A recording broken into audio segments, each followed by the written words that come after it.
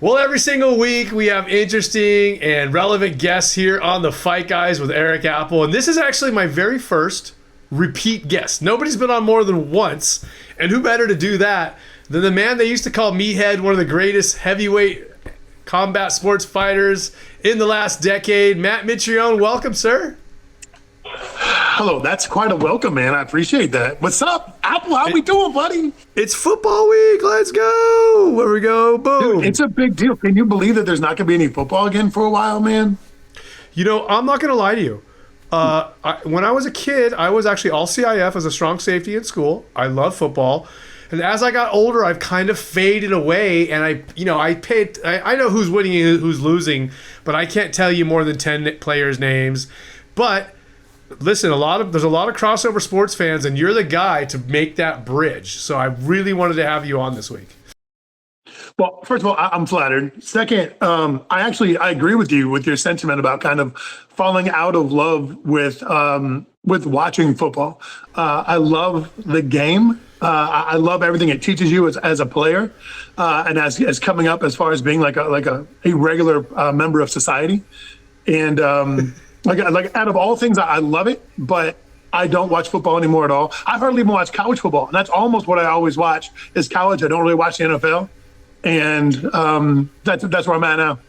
I used to like college football more than NFL as well, too. And speaking of college football, I mean, now that you just mentioned it, let's spend 10 seconds talking about how wild college football has gotten. Now, you know I'm close with Mr. Goldberg. His son Gage is playing at Colorado. I think he redshirted last year. He's a freshman this year. And the stories I'm hearing about college football are wild. Yeah, dude. I don't know how they're going to fix the disaster that is, but I heard I think it was Greg Olson actually had a really good position. I felt that was like, look, man, if you take money, you have to stay there. You can't jump ship. Like you can't jump to the highest bidder each and every year. You can't do that. I really admire that position, and I like it a lot. If you don't take money, then you can transfer like 2 or 3 times, right? But there's no position of jumping ship, getting paid, jumping ship again, and then going chasing the highest buck. Just doesn't make any sense. Yeah, I don't want to focus too much on this. I just wish they could have found a middle ground, because I definitely don't think it's cool for them to be selling out 80,000 person stadiums every week with these guys laying themselves on the line, putting these kids in video games and selling their jerseys without them getting a penny. And then now we've gone to the other extreme end of the spectrum, right? Oh, 100%. Now check this out. So this is actually a different angle that I'm sure a lot of people don't even talk about because it's not sexy enough to talk about it. I've got a really good friend of mine that played football with us at Purdue. And he was always injured. He'd break his arms, he'd get concussions, he'd do whatever, blah, blah, blah. He never played a moment of the NFL. And the dude is on total permanent disability because he's got migraines and the proteins in his brain are so messed up that he's getting glaucoma. He's getting all these issues because his brain can't figure out what the hell is going on and is trying to fix itself. And he's got to get on like all these medications that are modifying everything about him. And this dude never even played a moment in the NFL just for what they call a free education, right? This dude is suffering for the rest of his life and he's on permanent disability. That doesn't make any sense. And he's not getting a dime from anything. Yeah. So, okay. Well, I mean, I didn't want to focus on this, but I'm going to go with your statement. Now, that's terrible. Number one, it sucks. I feel for the guy.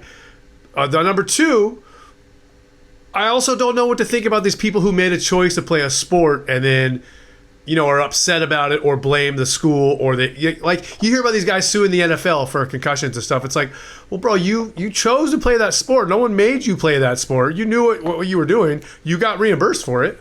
I aggressively agree with you on that. I do not disagree at all. Like everybody knows the studies that were done. Everybody knew you got mushhead. Everybody knew it wasn't good for you. That was a known commodity. So, and actually, my buddy doesn't hold that against college football at all. But my position is, if there's a dedicated line of responsibility through doctors that said, hey, man, this guy never paid a dime in the NFL, but he has concussion-like symptoms and had all these, there should be a medical fund put together to say, look, man, like you had something going on here. Like there should be some kind of a position to say, we're going to take care of you for the rest of your life. We understand this. We had a hand in this. And I think that's just culpability at its minimum is to do that. Yeah, like, hey, Purdue made $3 billion in ticket sales in the years you played for us, so we're going to make sure you at least get something every year. And the people that don't, I understand there's always a hustle somewhere, right? Somebody's going to go on there and say, doesn't really need it, but say they needed it and blah, blah, blah. But at the same time, I think that there's a massive position that says that if you have one of your own that got injured and there's a good, like I said, a line of accountability that traces back to you, fucking pony up, man. Do the right thing. Or you know what? What about these boosters? These boosters put all this money into recruiting guys. How about they put some of that money into taking care of them afterwards? Well, I think that would actually sell a whole lot more than immediate money now, to know that, hey, man, like for the rest of your life, we're going to give you this versus giving you this as a 20-year-old. I think that would sell eons. Anybody with a parent or concerned grandparent would be like, hey, man, this dude's concerned for the rest of your life. We're going to put this into a fund. You're going to get it when you're 27 years old, and then you'll get this amount of money for the rest of your life. I think that goes way further than pocket rich right now. Yeah, that's a really good idea. Now let's switch gears a little bit. I wanted to ask your opinion because I want to have some crossover between Super Bowl and MMA. I want to ask your opinion first of all. If you could pick one or two positions in football that those players would most fit into MMA, would it be linebackers or would it be guys like defensive backs, wide receivers because they're quicker? Which position in football would most likely cross over? So we trained a lot with NFL guys down in South Florida, right? Like with I don't remember their names now, but we trained with like I mean, hell, even Travis Kelce was down there training with us for a long time.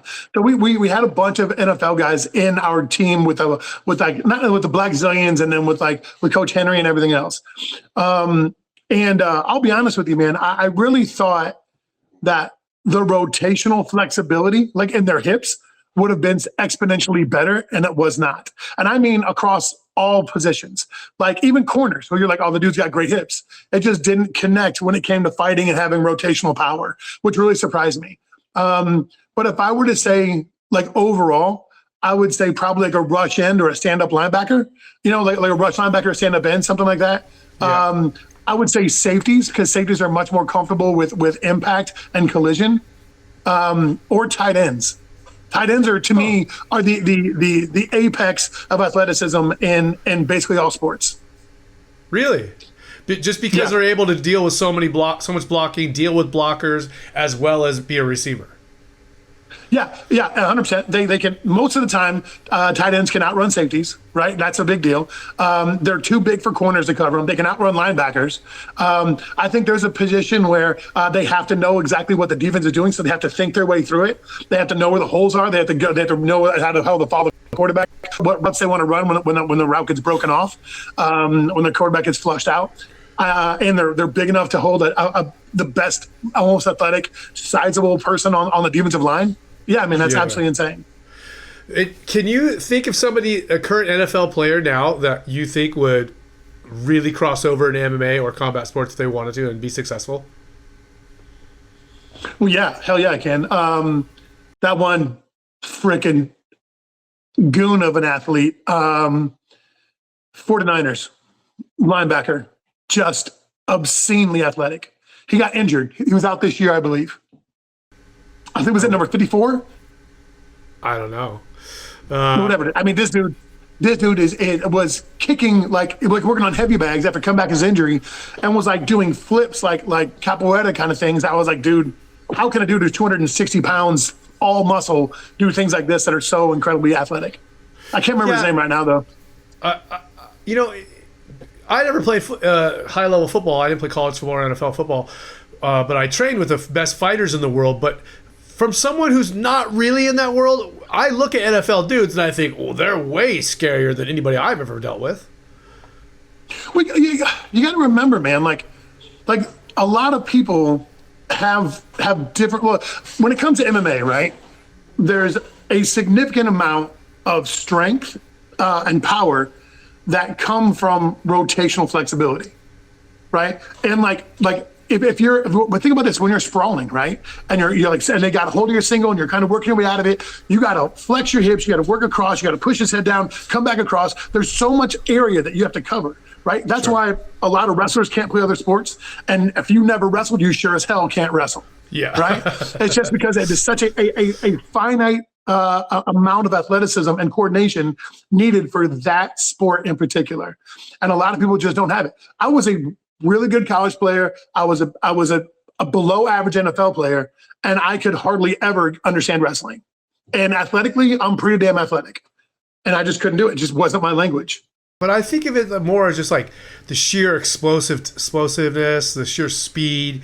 Those guys, I mean, compared to, I mean, again, I don't want to be disrespectful to the, I've trained with multiple heavyweight world champions in MMA. But when I look at some of these linebackers and defensive linemen, I'm like, I don't want to be anywhere near that guy. Oh, I understand, but like I think there's a massive difference, and I think like a 197-pound wrestler would have absolutely no fear about taking a shot, a blast double, or a swoop single, or whatever else on an NFL player, just because they know that their hips probably aren't going to follow them the way they should, and they're going to be able to come out from underneath them and score on them. Yeah, I just don't think that there's I don't think it correlates, but I've seen it a whole bunch too. Yeah. Our team at BetOnline have some pretty fun odds. We talked about it yesterday on the phone. We got some pretty funny props. I want to tell you about some of them. We have the odds to have an unauthorized person, in other words, a streaker, on the field of play, if that'll work out, yes or no. We have how many yards they will make. The over-under. The streaker. We have, will they ever come in contact with a player? Will they make it to the end zone? We have those kinds of fun ones. We have Bad Bunny ones. Will he wear a dress? Will he not wear a dress? Will he mention Trump? Will he not mention Trump? Will a Democrat politician come on stage and dance with him during the show? We've got a lot of pretty fun stuff that I want everyone to get into. But do you have any, any picks yourself? I mean, do you have a solid winner up for this game in your mind? I'll be honest, man. I don't. I do agree. Like you said, we talked about before. I'm like moderately disenfranchised with the NFL, so I don't really know that much detail about who should win. I know my son does not want Derek May to win. He wants. So I think that he means that he's everything but the Patriots. But I think he likes Mike Vrabel instead. But I don't know, man. I don't know. I'm unfortunately can't give you any tidbits on that whatsoever. Tell me about Derek May. This is his sophomore season in the NFL, and he's made it to the Super Bowl. I mean, like him or not, that's pretty impressive. Oh, dude, he's doing something right. And I'm shocked that Mike Vrabel is doing the job he's doing, to be totally honest with you. I think they had back-to-back 4-12 seasons, and all of a sudden they come out and they're like 13-2 or something, 13-3. Like, that's absolutely bananas. I don't think anybody expected that or saw that coming. Especially, I think Vrabel did well in Tennessee, but he didn't do that well in Tennessee. Yeah, for sure. Well, I guess it's sometimes the crossover is different. You're dealing with different types of players, different level of players, and the game is different, right? NFL and college football, it's not exactly the same game. It's played very differently as far as strategy, right?